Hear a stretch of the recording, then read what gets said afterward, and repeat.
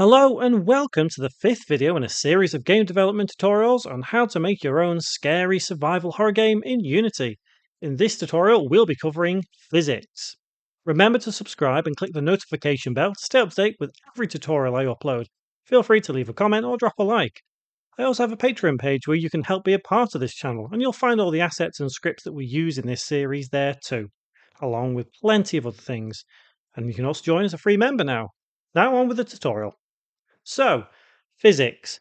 Physics are a vital part of pretty much any game that you play. And depending on what we want our game to do, physics plays a different role. So, I want to start by talking about the player capsule. And on here, let's have a look at some of the components we have in the inspector panel. We have a character controller, we have a first person controller, we have a rigid body, we have starter assets, we have player input. Now, I've spoke about none of these so far. So let's have a look at what these actually are and see how they would relate to physics. So the character controller obviously would control our character. The first person controller talks with the character controller and makes our player move. So both of these are already predefined in scripts and we don't need to worry about them at all.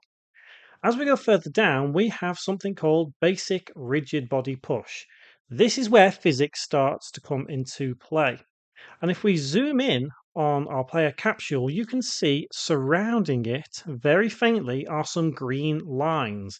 These are known as colliders. So, collider cannot collide into something else unless it's specifically defined that way. For example, this cube here that we use as the floor does also have a collider. Although we can't physically see it because it is kind of surrounded mostly by the orange, but you can just maybe see the green lines somewhere, just very faintly. But there is a box collider on there. And what that means is that nothing can go through this right now. We have to actually define when something can go through something. So in the same vein, let's have a look at this bed that we have here. So this bed, even these two objects, the sub-objects of it, they don't have even the hintest little green around the orange. That means that this does not have a collider. So if we were to press play and try and walk into our bed, we would literally walk right through. And the reason is because there is no collider attached to our bed. So we can literally glitch through it and it looks a bit silly. So we need to now attach a collider to create physics so we can't walk through it. Now, to do that, we have to be very specific about how we do it. Depending on the object, you can't just apply a collider because the collider will not work. If we go to bed and click on Add Component, and in the search box, we could either type collider or we could go down to Physics and we could select a collider. Now, there are multiple different types of collider, and for all intents and purposes, a box collider will normally do the trick on almost any object. The reason being is because it's simple, it's easy to use, and because it literally is not complex in terms of how many sides it has, theoretically, then it means that it's quicker to render, it's quicker in the engine, you don't need to worry about performance. But you can see we've added it here and it's made no difference. We can't see a green line anywhere. The reason being is because this particular object called bed is not really an object, it's a make-believe object which couples things together. This is known as a prefab. So we can't attach a box collider to the top level of this prefab because it will not work. So we can right-click and we can remove component. What we can do is if we go to the bed itself, we could add a component to that. So let's go on Add Component. Let's go to Physics and let's click on Box Collider. And you can now see that it is encompassed by a green box. Now, to kind of illustrate what I mean by a box collider being better, if I untick the box collider here and I go on Add Component, Physics, and I try adding a mesh collider, it's not going to quite work in the same way, even if we tick on Convex. You'll see that, yes, although it is more refined to the shape of the bed, it's naturally going to take up more resources to even be there. So we don't really need to have quite as many as we do. There's just absolutely no need for it when all we need to do is stop the player going through the bed, which is why a box collider will do the trick.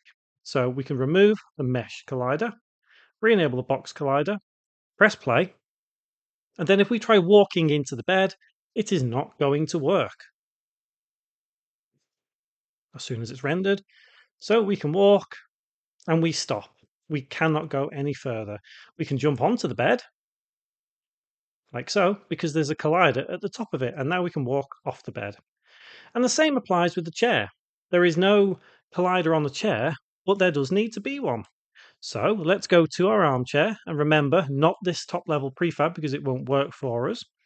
Let's go to the object itself, which is labeled as null for some reason. Let's go to add component, let's go to physics, and let's go to box collider once again. And you'll notice that it is covering the chair nicely. But what if we want it to come out a little bit further? Well, that's where we can change the size and the center of a collider. If we were to change it on the X, hover the mouse over on the X, like we do within Transform up here, you can hover it over and you can change the size like that. So the collider itself is now huge. It's far bigger than the chair needs to be. And if we were to bring the chair outwards to, let's say, there, and press play,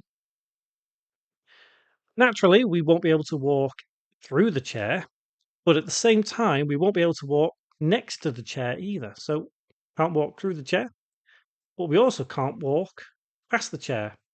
And the same this side. We cannot go any further than this. We can't even squeeze down there. And that's because we have changed the size of the collider that is attached to it. It doesn't need to be that big, so we can Control Z to undo and set the size of the collider back to normal. So for all intents and purposes, for objects that are always static and don't do anything, they don't go anywhere, a collider like this is absolutely perfect and it is fine for us under any circumstance. So there's other things that we can do with physics as well. If you remember, there's a rigid body attached to this controller here. I'm not going to go too in-depth with rigid bodies, but we're quickly going to explore with this floating cube what a rigid body does. And if you remember, if we press play, the cube just floats there, doesn't do anything. So let's go to add component, and let's search now. Let's type in rigid body, and it will present to you as the top option a rigid body. And I'm not going to change anything right now, but let's press play and let's see if anything happens to our cube. When it finishes, there we go. Did you see that? The cube fell to the ground. What's happening here is that we are now able to apply gravity to objects using rigid body. There isn't too much to kind of go through with a rigid body. Just attaching it by default will normally do the trick if all you're trying to use is gravity. But if I take this cube, just so we can see it a little bit in action, let's bring it here just above the bed. Let's make a few duplicates of it and see what happens. So hold Control, press D, and let's move them outwards, move them down, move them around a little bit. Just do different things and we can see the effect of what a rigid body can have on, well, any object, not necessarily just a cube. So now let's press play and see what happens right in front of us. We should see something happen with these 6 cubes. There we go, they all fall. And because they're all together, they will all fall on top of each other. Again, playing around with their positioning will mean that they can kind of tumble off of each other. So hopefully, if I do this now, we should see some kind of tumbling happen with the cubes. And again, this is all related to the gravity that we've applied with our rigid body. Let's see what happens. There we go. So they start tumbling. So what we've created here is going to be useful for when we create a jump scare. So what I mean by a jump scare is, let's say we're walking down past somewhere and all of a sudden these boxes all tumble down upon us. So I think it's a really good idea what we're going to do. It's not what we'll do next time because there's more pressing things to do. We need to get a game in place before we create that jump scare. But we are going to leave these cubes here because they are going to be our first jump scare a little later on. So what we are going to do next tutorial is we are going to explore something called the canvas, and we're going to start adding in some UI elements. So we're going to have a little, like in the middle of the screen where we're able to see where we're looking, and eventually we'll move on to different UI elements that we can see. Software referred to as the HUD, heads up display, UI, GUI, all different things. But what it essentially means is just the visuals that stick on your screen. So remember to subscribe and click the notification bell to stay up to date with every tutorial still to come this series, and I'll see you next time.